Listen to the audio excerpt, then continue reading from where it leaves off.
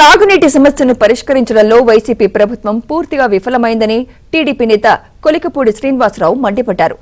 ఎన్టీఆర్ జిల్లా ఏకొండూరు మండలం కిడ్నీ ప్రభావిత గ్రామాలలో ఆయన పర్యటించారు.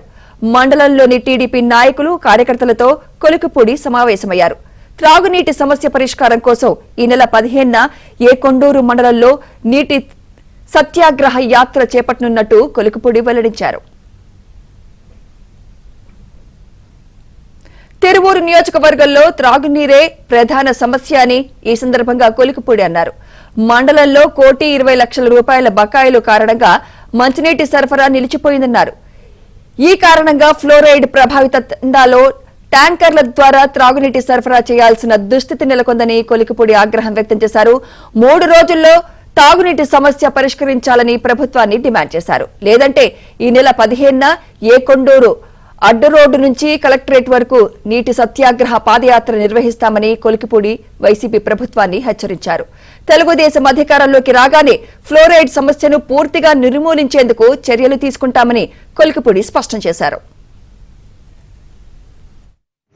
ఈరోజు 12, 13, 14 సాయంత్రానికి ప్రభుత్వం స్పందించాలి.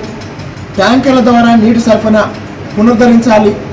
అలాగనే శాశ్వత పరిష్కారం కోసం నిధులు కేటాయించి కృష్ణానదీ జలాన్ని తీసుకొచ్చే కార్యక్రమాన్ని పూర్తి చేయాలి.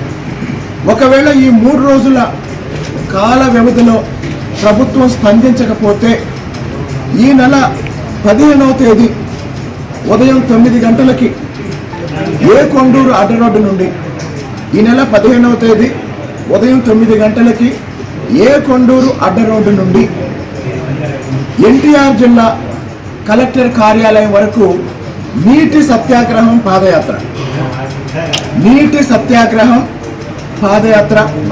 ఈ ప్రాంత ప్రజలు కొన్ని వేల మంది ఖాళీ బిందెలతో ఈ నీటి సత్యాగ్రహంలో పాల్గొంటారు. ఇది కేవలం ఏకొండూరు సమస్య మాత్రమే కాదు. ఏకొండూరులో తీవ్రంగా ఉన్న దృష్ట్యా, ఏకొండూరులో అత్యధిక మరణాలు సంభవించిన దృష్ట్యా, ఏకొండూరులో నీటి సరఫరా తీవ్ర ఇబ్బందుల్ని సృష్టించిన ఫలితంగా ఏకొండూరు కేంద్రంగా, ఏకొండూరు మండలం కేంద్రంగా ఈ నీటి సత్యాగ్రహాన్ని ప్రారంభించడం జరుగుతుంది.